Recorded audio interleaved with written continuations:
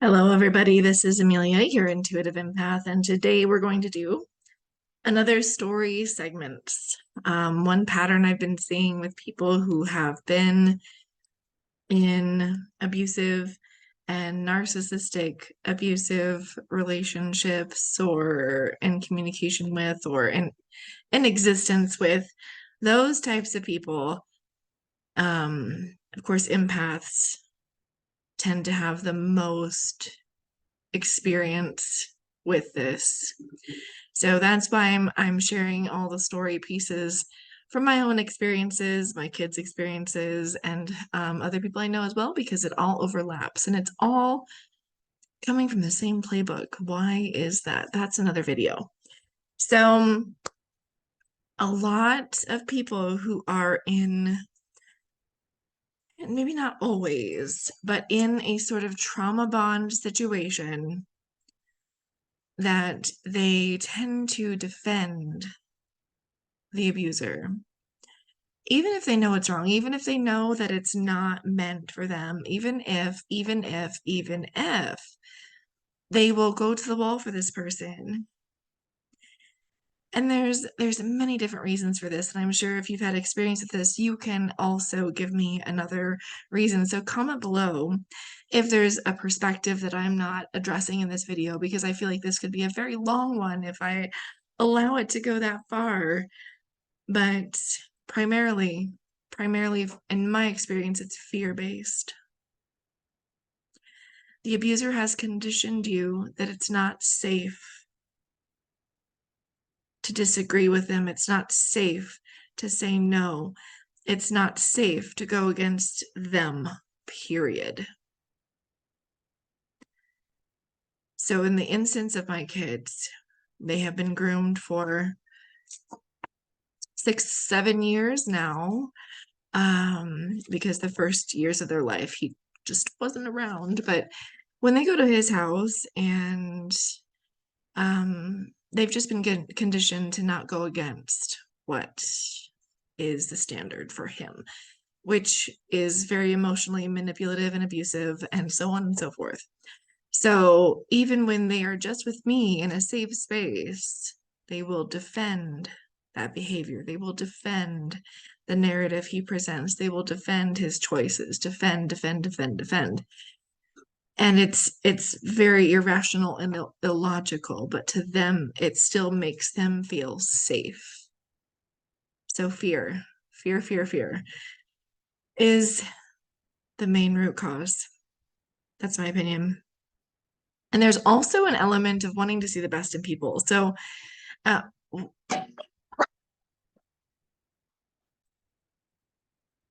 had to pause the video there for a second because I had a feeling I would get someone at my door. They were getting the sprinklers all set up. But anyway, so what I was just saying was talking about wanting to see the best in people.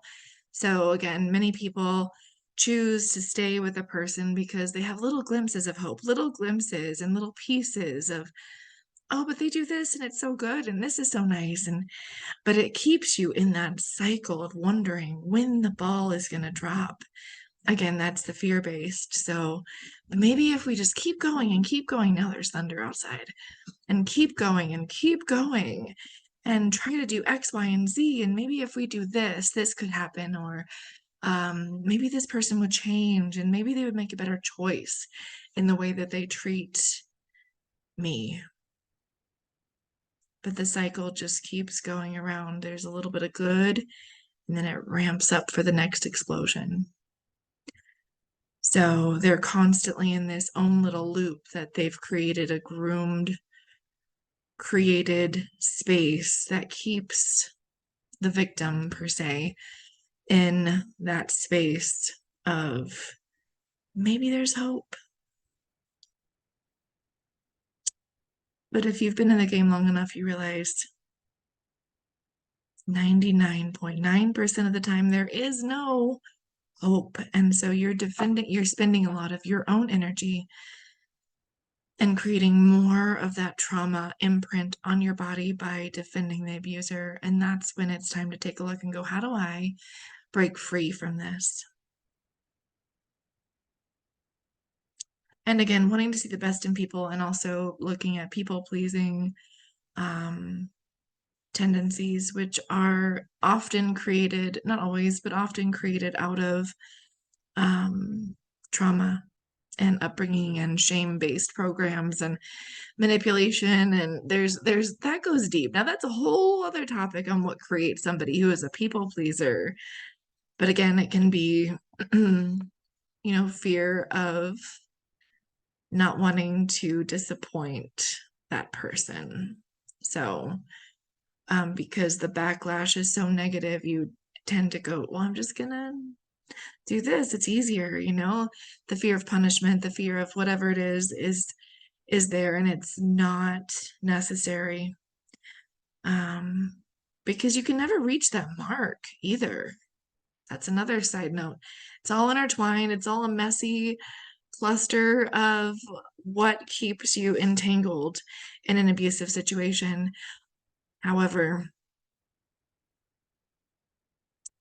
we really need to take a look at that. I know I defended my abuser and justified the behaviors and well, maybe this is why, or maybe this is why. And then when I started to wake up to the reality that I was living in, because it's very coercive and it's very subtle, it's very covert. I mean, there's lots of different aspects to it that keep it kind of hidden in that space. And some of it goes back to self-love, which is why I'm doing the series on the I love my body, because the more you love yourself, the easier it is to break free. So is that step one? Maybe for you, maybe for others, not so much, but how do we break free?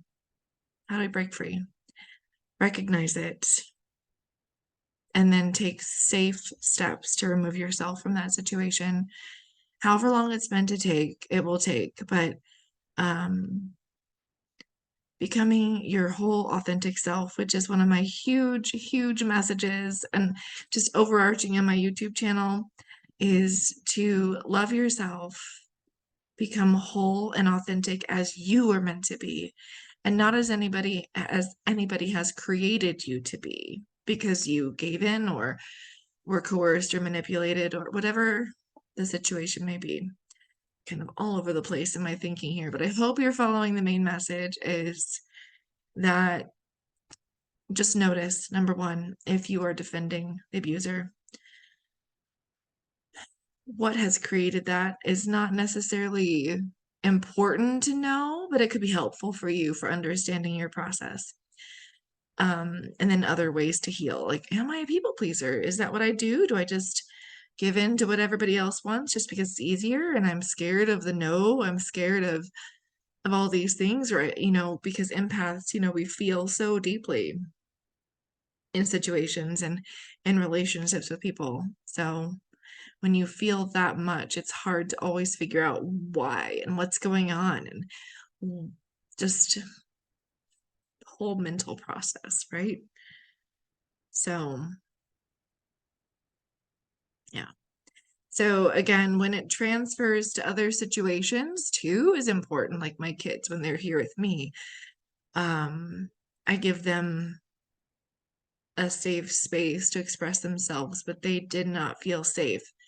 They would admit, well, we're not supposed to say that here. We're not allowed to say that. We're not allowed to do those sorts of things. Well, that's been created. So when it's extended into other areas of your life, maybe your job is a safe place, but your home is not, or vice versa. You can have a very extremely toxic boss causing the same sorts of reactions. I can't say no, I can't do this, I can't do that, I need to defend this person. And so notice that. And if it's extending into other areas that are supposed to be safe places, it's really, really a good time to take a look, because we don't want it to go further and further and further into your life, because that can just strip you of your identity, strip you of who you are, strip you of your core. And that's not who you're meant to be. You are meant to shine bright. You are more than enough to live free from any abuse. You are meant for greatness and abundance and wholeness, always. I hope this video finds you well. If you need support in wellness areas or life coaching or any area in your life, mentorship, healing, work, empath support, how to break free, please comment below or message me on my website, link below, and find other empaths like you on my Patreon page. Have a lovely day. And if you're meant to see this message, it's just for you.